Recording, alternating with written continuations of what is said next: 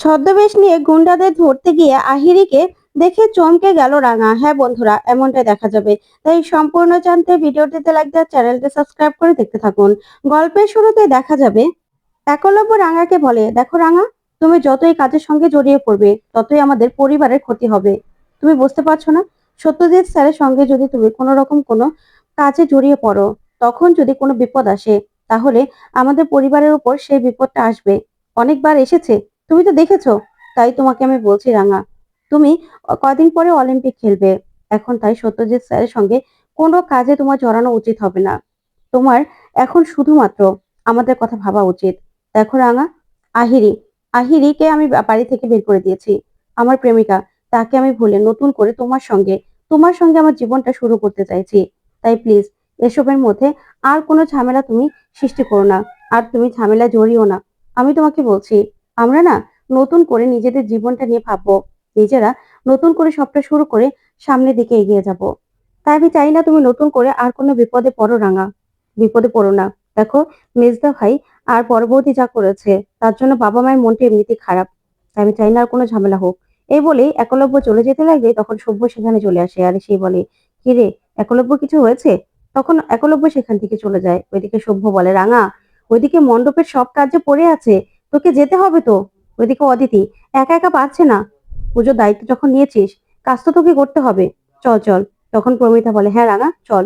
তারপরে দেখা যাবে সার্থকে এসে প্রমিতাকে বলে, আচ্ছা মা, সত্যজিৎ স্যারের সঙ্গে যে অদিতির বিয়ে ঠিক হয়েছে সেটা তো আমাকে কেউ জানাওনি। তখন প্রমিতা বলে, কেন? অদিতি আর সত্যজিৎ দুজন দুজনকে পছন্দ করে, তাই ওদের বিয়ে আমরা ঠিক করেছি। সেটাতে তোকে জিজ্ঞাসা করব কেন? তোকে কেন বলবো? তোকে কেন বলতে হবে বল? তখন সার্থকী বলে, মা তোমরা বুঝতে পারছো না, তোমরা ভুল করছো। এই পুলিশ পুলিশ এই বাড়িতে ঢোকানো কোনো দরকার আছে? এমনিতে একলব্য চায় না যে রাঙা পুলিশের সঙ্গে জড়াক। এদিকে পুলিশ যদি বিয়ের সূত্রে আমাদের আত্মীয় হয়ে যায়, তখন তো আমাদেরই সমস্যা, তখন রাঙারও সমস্যা হবে। তুমি সেটা বুঝতে পারছো না? সেটা তো আমি বুঝতে পারছি। তোমাকে আমি বলছি, দেখো, এটা একদম ঠিক হবে না। ওই পুলিশের সঙ্গে আমাদের কোনো আত্মীয়তা করার দরকার নেই। অদিতিকে বিয়ে দাও না। কোনো থিয়েটার করে এরকম মানুষের সঙ্গে। তখন প্রমিতা তাকিয়ে থাকে সার্থকীর দিকে। তখন সার্থকী বলে, শুধু শুধু কোনো বিপদ ডেকে এনো না মা, তার জন্য কিন্তু আমাদেরই পস্তাতে হবে। তখন প্রমিতা বলে, আমি বুঝতে পারছি তো যে পুলিশ যদি আমাদের আত্মীয় হয়, তখন তো তোরা যে অপকর্মগুলো করিস, তার জন্য তোদের সমস্যা হয়ে যাবে, তাই তো? তার জন্য ভয় পাচ্ছিস। শোন, অদিতি যাকে পছন্দ করে তার সঙ্গেই আমরা বিয়ে দেব। আর তাছাড়া সত্যজিৎ অনেক ভালো ছেলে। তোর মতো কুলাঙ্গার সন্তান যে আমি জন্ম দিয়েছিলাম, তার জন্যই না আমার কষ্ট হচ্ছে। কষ্ট হচ্ছে। তুই সরে যা, আমার চোখের সামনে থেকে চলে যা। এই বলে প্রমিতা কাঁদতে থাকে। তখন সার্থকী বলে, হ্যাঁ, আমি তো এখন চলে যাব। এখন আমি বেশি হয়ে গেছি না? তবে আমার যেটা বলার সেটা কিন্তু আমি বলবোই মা। তোমরা কিন্তু ভুল করছো। ওদিকে দেখা যাবে রাঙা মনে মনে বলে, না না, সত্যজিৎ স্যারের সঙ্গে আমার কথা বলতেই হবে। তারপরে রাঙা পুজোর মণ্ডপে চলে আসে। এসেই সত্যজিতের সঙ্গে কথা বলে। তখন সত্যজিৎ বলে, আচ্ছা ঠিক আছে রাঙা, মিস্টার বোস যখন চাইছে না তুমি এই কাজে থাকো, তাই তোমার দরকার নেই রাঙা, আমরা কোনোভাবে ম্যানেজ করে নেব। তখন রাঙা বলে, আচ্ছা কি বিপদ সেটা তো বলবি। তখন সত্যজিৎ বলে, আসলে তুমি তো সখাল্লাদ প্যান্ডেলের নাম শুনেছো। রাঙা, শুনেছো না? তখন রাঙা বলে, হ্যাঁ রে, ওটা তো অনেক বড় পুজো। সেখানে লক্ষ লক্ষ মানুষ হয়। কেন, ওখানে কি হয়েছে? তখন সত্যজিৎ বলে, তার একটা পাশের বিল্ডিং এই একটা ফ্ল্যাটে 2-3 জন নতুন শিক্ষার্থী উঠেছে এসে। ওরা বাড়ি থেকে বেরোচ্ছেও না, আর কোথাও যাচ্ছেও না।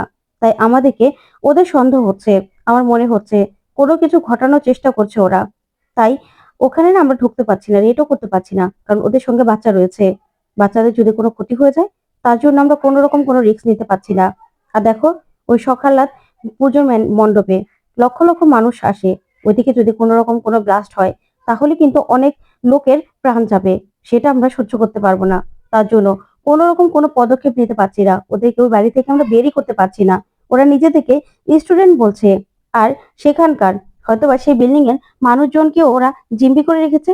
কিন্তু কিছুতেই না এই সূত্রটা ধরতে পারছি না যে ওরা কি করতে চাইছে। তাই ওদেরকে বের করতে হবে। তখন অদিতি সবটা দেখতে থাকে।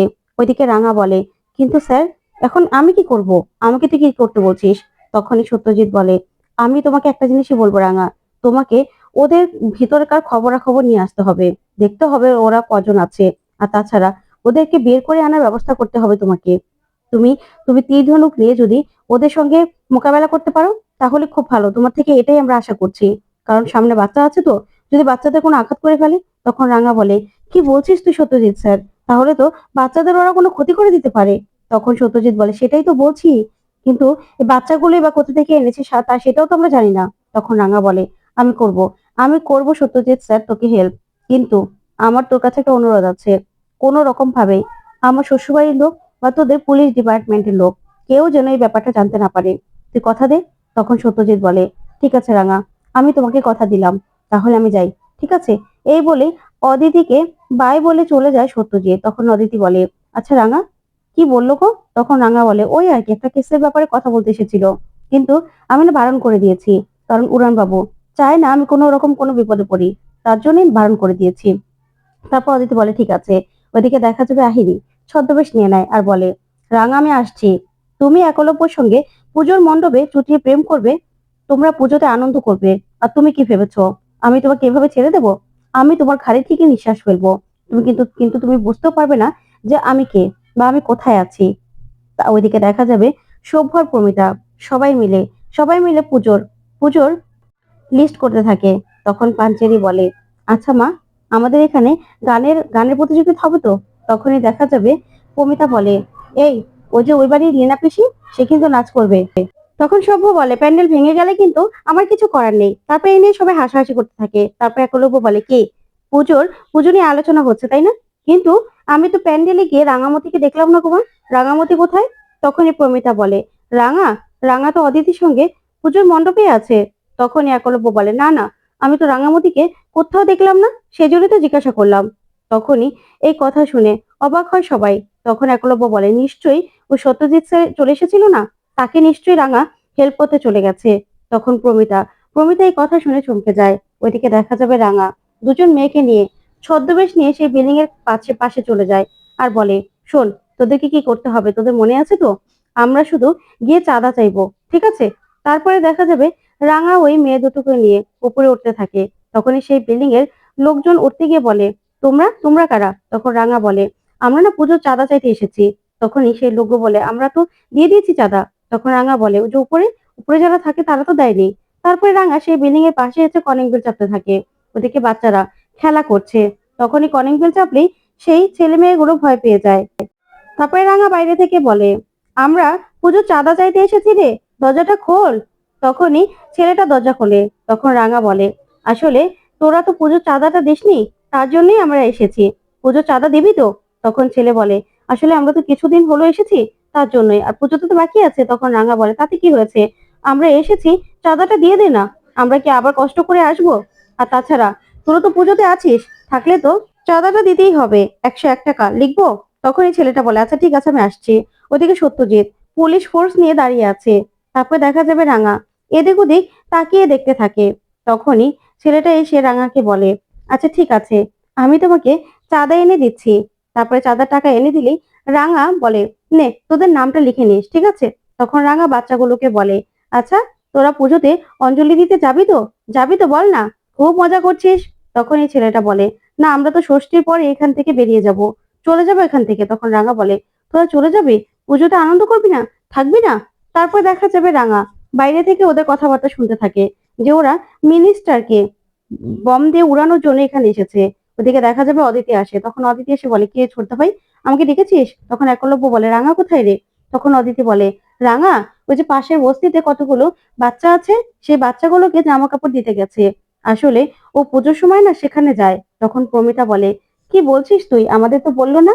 তখনই একলব্য বলে, তুই ঠিক বলছিস তো অদিতি? তখন অদিতি বলে, হ্যাঁ, আগের বারও তো খাবার কিনে দিয়ে এসেছে, আর এবার কাপড় চোপড় কিনে আমাকে বললো যে দিদি ভাই আমি কি দিয়ে আসছি, পুজো এসেছে, ওরা নতুন জামা কাপড় পরবে না, সেটা কি হয় নাকি? আর তাছাড়া রাঙা তো মাঝে মাঝেই ওদেরকে হেল্প করে। একজনের না বাবা নেই, আরেকজনের মা অসুস্থ। তখনই প্রমিতা খুশি হয়ে বলে, এটাই হলো আমাদের রাঙামতি, আমার রাঙা, যার সবার জন্য মায়া আছে, আর সবার কথা ও ভাবে। তখন এই কথা শুনে খুশি হয় পাঞ্চেরি একলব্য। তখনই একলব্য মনে মনে বলে, রাঙাকে শুধু শুধু আমি ভুল ভেবেছিলাম। ওইদিকে দেখা যাবে রাঙা নেমে এসে সত্যজিৎকে সবটা বলে আর বলে, পুলিশ স্যার, এবার আমাকে যেতে হবে রে, কারণ আমি বাড়ি থেকে বলে এসেছি দিদি ভাইকে এই জামা কাপড়গুলো বাচ্চাদের দেবো। এই জামা কাপড়গুলো দিয়েই তারপর আমাকে বাড়িতে যেতে হবে। সবাই তো আবার আমার জন্য চিন্তা করছে রে। আমি তো যা বলার বলেই দিয়েছি। তো বন্ধুরা, কেমন লাগলো আজকের আপডেট? কমেন্ট করে জানাতে ভুলবে না। ধন্যবাদ।